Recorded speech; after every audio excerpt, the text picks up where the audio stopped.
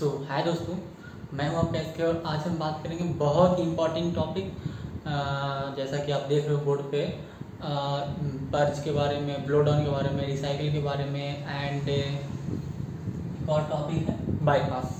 ये क्या है आखिर, बाईपास क्या है, ये हमें मतलब इंडस्ट्री में कैसे बहुत ज़्यादा कैसे सूटेबल है, इसका यूज क्या, ठीक है, या फिर ब्लो डाउन क्या है। जैसे जनरली क्वेश्चन खासकर ब्लो डाउन पर ये सब क्वेश्चन इंटरव्यू में बहुत ही आसानी से पूछा जाता है। अगर देखिए एक रिफाइनरी अगर आप इंडस्ट्रियल पॉइंट ऑफ व्यू या कमर्शियल पॉइंट ऑफ व्यू से देखा जाए, अगर ये सब ना रहे तो हमारा जो एफिशिएंसी है, जिसको बोला जाता है ना केमिकल इंजीनियर का क्या काम है, केमिकल इंजीनियर का काम है कि जो रॉ मटेरियल है उसको एक्सट्रैक्ट करे और इकोनॉमिकली वे में एक्सट्रैक्ट करके आपको कंज्यूमर तक पहुंच जाता है। जो इकोनॉमिकल वाला जो टर्म है ना वो गायब हो जाता है। अगर आपके पास रिसाइकल पर्च ब्लो डाउन ये ना रहता ना तो जो इकोनॉमी वाला जो टर्म है ना वो बहुत ज़्यादा उतना सूटेबल नहीं रहता, ठीक है। तो हम इसके बारे में बात करेंगे।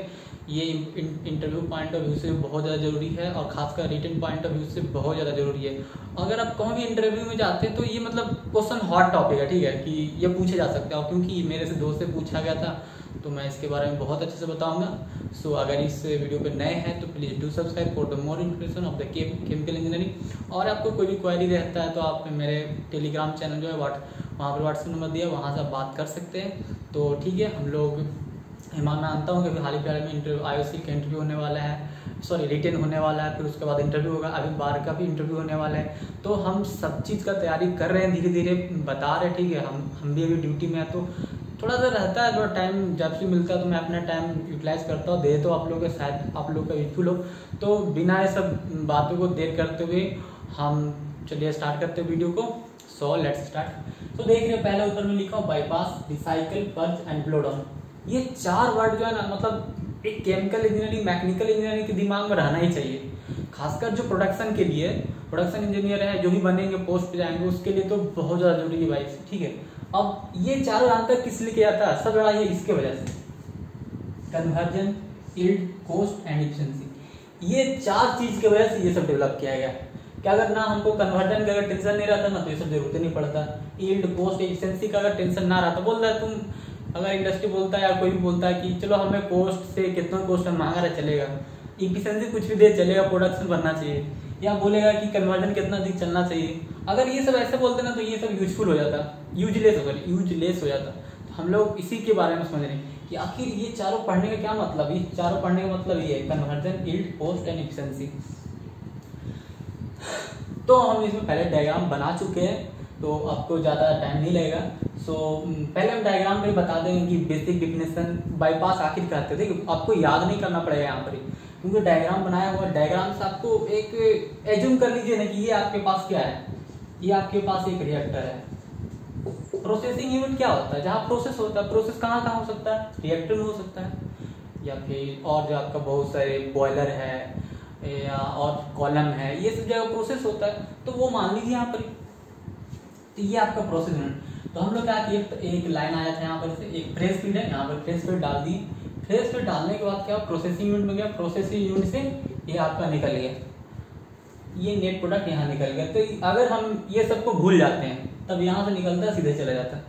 लेकिन हमें ये सब चीज़ें कंसीडर करना है, क्योंकि हमें कॉस्ट जो है बहुत ज़्यादा महंगा नहीं होना चाहिए। हम चाहते हैं कि एफिशिएंसी अच्छा हो, हम चाहते हैं कि उसका प्रोडक्ट जो हमें चाहिए, जो देखिए कोई रिएक्शन होता है तो वहाँ पर साइड रिएक्शन, अनडिजायर्ड रिएक्शन दोनों होता है, डिजायर्ड रिएक्शन, साइड रिएक्शन सब होता है। तो वहाँ पर हमें यील्ड चलेगी, हम इससे पहले वाला वीडियो में बात कर चुके हैं यील्ड, लेकिन फिर भी हम आपको बताएंगे यील्ड क्या होता है। तो ये सब चीज़ को अगर हम कंसीडर करते हैं कि आखिर यील्ड क्या है भाई, हमें कॉस्ट भी चाहिए, यील्ड भी चाहिए, कन्वर्जन भी चाहिए, तब आपको रिसाइकल स्ट्रीम की बात आएगी, बाईपास की जरूरत पड़ेगा, आपको पर्च की जरूरत पड़ेगा, प्लस में ब्लो डाउन, ये सब चीज़ जरूरत पड़ेगा। ओके, तो देखिए सबसे पहले ये आपका फ्रेश फीड था, प्रोसेस यूनिट में गया और बाहर निकल गया, इसको बोलते हैं सिंगल लूप, याद रखिएगा। यहाँ आया, यहाँ गया और डायरेक्ट चला गया, ये सिंगल लूप हुआ। लेकिन हम चाहते हैं भाई नहीं, जो आपका फ्रेश फीड था प्रोसेसिंग यूनिट में गया।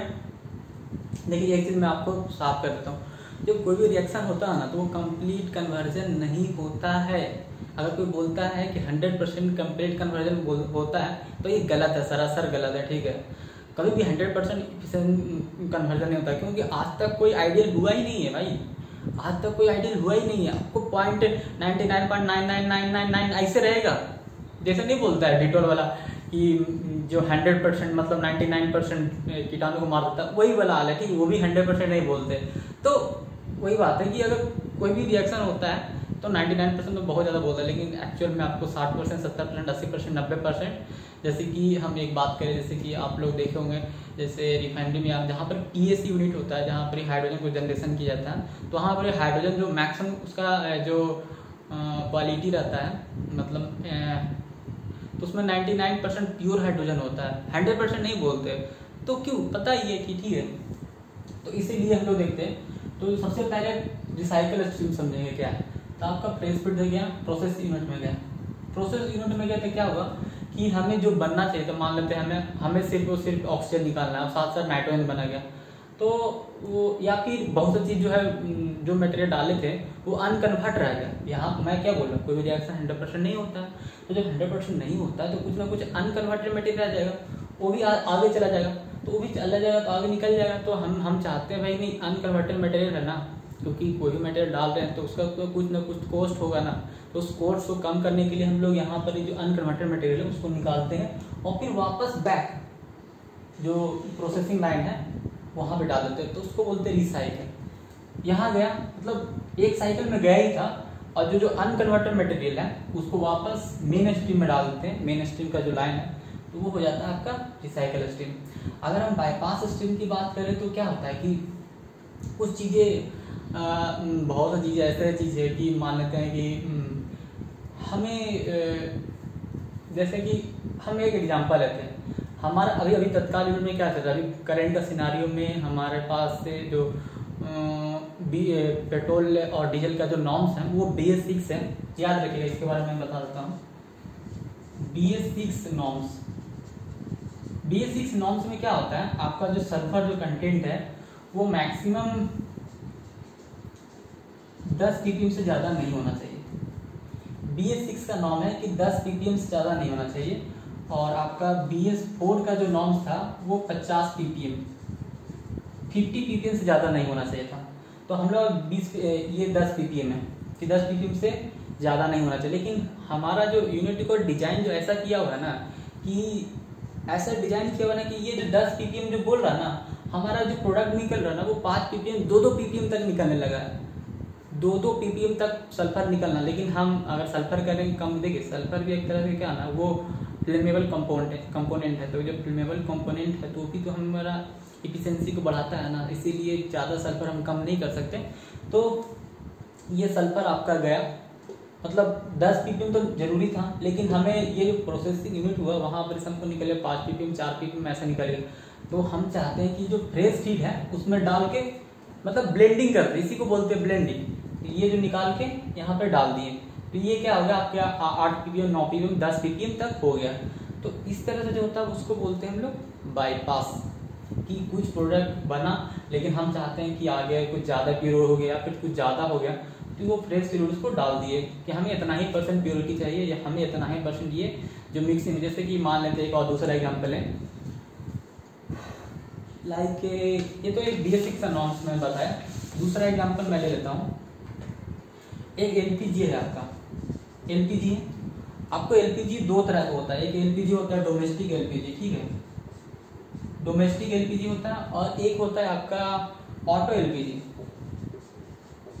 ठीक है। ऑटो LPG होता है क्या है कि जो डोमेस्टिक LPG है उसमें 60 और 40 का रेशियो रहता है। और इसमें जो है ना वो जैसे कि जनरली LPG बना होता है ना, है वो ब्यूटेन एंड प्रोपेन का बना होता है, ठीक है। तो जो डोमेस्टिक LPG है उसमें ब्यूटेन जो है ना वो 60% होता है और प्रोपेन जो है ना उसमें 40% होता है, ठीक है। और लेकिन ऑटो जो LPG है उसमें आपका प्रोपेन जो है वो 60% होता है और ब्यूटेन जो है आपका 40% होता है। लेकिन ये question IOCL point of view से बहुत ज़्यादा इंपॉर्टेंट है, ठीक है, क्वेश्चन पूछा जा सकता है। तो LPG आपका ब्यूटेन और प्रोपेन का रहता है, मेनली यही रहता है। तो उसमें डोमेस्टिक LPG में ब्यूटेन जो है 60% रहता है और LPG है मतलब उसमें प्रोपेन जो 40% रहता है। लेकिन जो ऑटो LPG जो टेम्पू बोलते हैं, ऑटो बोलते हैं, उसमें प्रोपेन 60% रहता है, ब्यूटेन 40% रहता है। ऐसा क्यों रहता है, मैं इसके बारे में बता देता हूँ, थोड़ा सा मतलब डेविएट हो रहा है, ठीक है। तो देखिए डोमेस्टिक एलपीजी क्या है कि अगर मान लेते उसमें लाइटर कंपोनेंट ज़्यादा रहेगा तो आप जब चालू कीजिएगा तो क्या होगा, ज़्यादा से ज़्यादा एलपीजी निकल जाएगा और जल्दी खत्म हो जाएगा आपका। ऐसा तो नहीं ना करना, लेकिन हमें ऑटो एलपीजी में चाहिए तुरंत घर में मैं यहाँ क्लिक किया तुरंत चालू हो जाए, इसलिए लाइटर कंपोनेंट वहाँ पर ज़्यादा रखते हैं और डोमेस्टिक वाले में हम लोग कम रखते हैं। ओके, तो मेन रीज़न यहाँ पर ही ये है। आई होप ये चीज़ आपको कॉन्सेप्ट क्लियर हो गया। मैं फिर से बताता हूँ कि हम ऑटो एलपीजी में ब्यूटेन ज़्यादा क्यों नहीं रख रहे, क्योंकि वो लाइटर कंपोनेंट ज़्यादा रहेगा तो जल्दी से गाड़ी स्टार्ट हो जाएगा। अगर डोमेस्टिक एलपीजी में अगर हम ब्यूटेन का मान ज़्यादा नहीं रखेंगे तो अगर मान लेते प्रोपेन का ज़्यादा रखते हैं तो क्या होगा, जल्दी से चालू करेंगे जल्दी से निकल जाएगा और जल्दी से खत्म हो जाएगा गैप। तो ये चीज़ सही नहीं है ना, इसलिए उसको ऐसा रेशियो में बनाया जाता है। तो इसी चीज़ को समझिए ना कि हमारा जो प्रोसेसिंग हुआ यहाँ पर ही ब्यूटेन भी है और प्रोपेन भी है, दोनों एक चीज़ बना, मान लो ब्यूटेन प्रोपेन दोनों एक चीज़ बना, ठीक है। तो हम देखें कि यार हमें ऑटो एलपीजी चाहिए, तो ऑटो एलपीजी चाहिए तो हम लोग क्या करेंगे, प्रोपेन जो है ऑटो एलपीजी चाहिए तो हम क्या करेंगे, इसमें यहाँ से निकालेंगे और प्रोपेन डाल देंगे। थोड़ा सा एक ऐसे जनरली इंडस्ट्री में प्रोपेन अलग से ही बनाया जाता है, ठीक है। प्रोपेन के सेपरेटर यूनिट ही जनरली अलग रहता है। अगर मैं बात करूँगा उसके बारे में तो ये प्रोपेन यूनिट ही अलग से रहता है। तो ये यहाँ से निकालते हैं, प्रोपेन को डाल देंगे। जैसे कि हमें ऑटो एलपीजी चाहिए तो प्रोपेन डाल देंगे, अगर हमें डोमेस्टिक एलपीजी चाहिए तो ब्यूटेन डाल देंगे। तो ये कुछ ना कुछ आपको क्या बोल रहा है कि बाईपास करके डालना ही होगा। ये जो डालते हैं उसको बोलते हैं बाईपास। तो आई होप ये चीज़ आपको समझ में आया हो कि बाईपास क्या है कि अगर कोई चीज़ से हमें ज़्यादा पीरियड हो गया या जिस अमाउंट में चलना चाहिए था उससे ज़्यादा हो गया लेकिन हमें कम ही चाहिए था, तो हम लोग फिर फ्रेश फीड से निकाल के उसमें डायरेक्ट प्रोडक्ट में डाल देते हैं, उसको बोलते हैं बाईपास। और रिसाइकल क्या है, कुछ जो कोई भी रिएक्शन होता है अनकन्वर्टेड बचा रहता है तो उसको निकाल के वापस मेन स्ट्रीम डालते हैं और फिर से वो प्रोसेसिंग में जाता है और फिर से वहाँ पर रिएक्शन होता है, जिससे क्या होता है हमारा कॉस्ट घट जाता है, मटेरियल का कॉस्ट तो कम करना पड़ेगा। तो इस तरह से बात आ जाती है। इसी में क्या यील्ड है।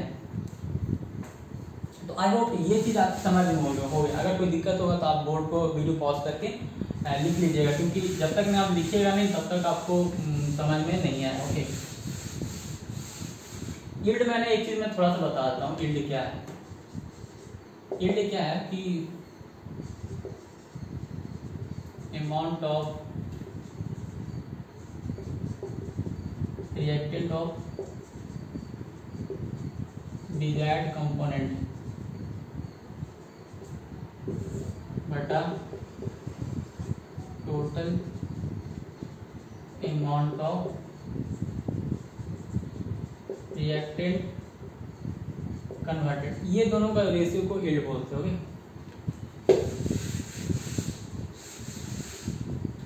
अब हम लोग देखिए बाईपास समझ गए, आप लोग रिसाइकल समझ गए, अब हमें समझाना पर्ज एंड ब्लो डाउन समझाना। देखिए क्या होता है कि हम अगर जो लोग रिफाइनरी में ट्रेनिंग किए होंगे तो एक इक्विपमेंट है डिसाल्टर।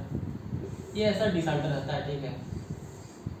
तो इसमें जनरली ये क्रूड डाला जाता है। तो ये जो नीचे वाला कंपोनेंट है वाटर रहता है और ऊपर में क्या रहता है, क्रूड रहता है। क्योंकि क्रूड का डेंसिटी हल्का है तो ऊपर रहेगा और वाटर तो नीचे चला जाता है।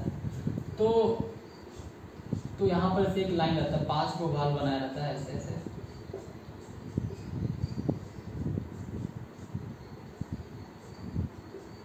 ठीक है, ऐसे 5 भाग बनाया हुआ रहता है। तो होता ये है कि आपका जो कचरा है, जैसे कि क्रूड है, यहाँ पर क्रूड वाटर दोनों मिक्स किया होगा।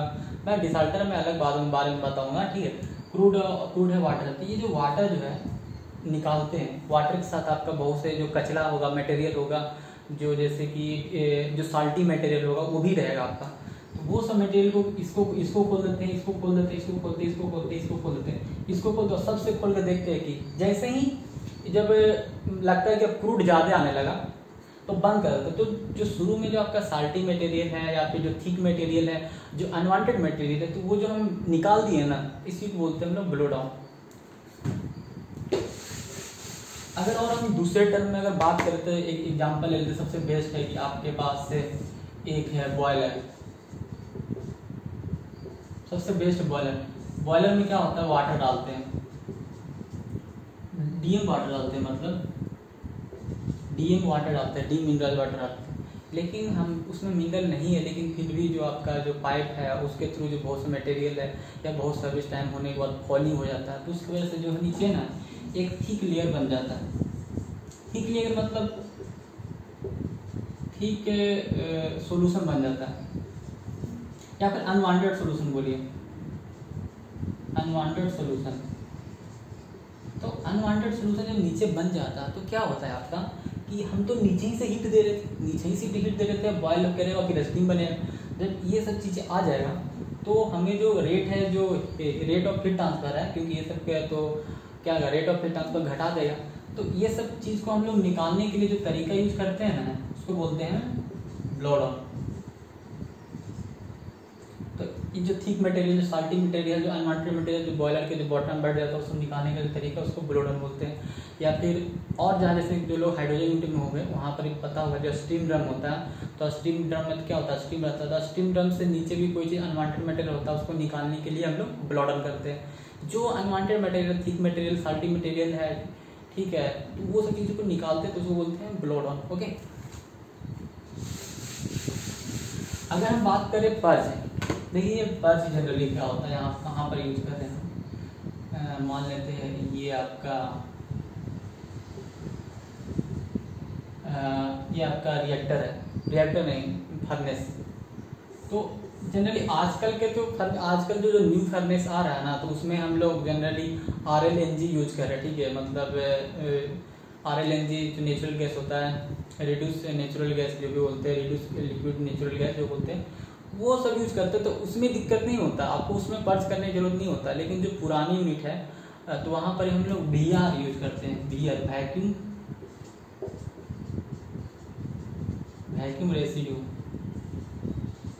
रेसिड्यू यूज करते हैं, VR जो होता है ना, या फिर FO मान लेते हैं ना, फर्नेस ऑयल मान लीजिए ना कि आप इसमें फर्नेस ऑयल यूज कीजिएगा, ठीक है। तो फर्नेस ऑयल यूज करने से होता है क्या है कि फर्नेस ऑयल का डेंसिटी ज़्यादा है, मतलब ये विस्कस ज़्यादा है, तो लाइन में जाके चोक होने लगता है, लाइन में जाके चोक होने लगता है। तो हम लोग उसमें स्टीम डालते हैं, मतलब जो स्टीम डालते हैं किसके लिए कि ताकि आपका जो हैवी मटेरियल है या थिक मटेरियल है वो छोटे छोटे एटम में बन जाए, मॉलिक्यूल में बन जाए, उसके बाद जाके जले, ठीक है।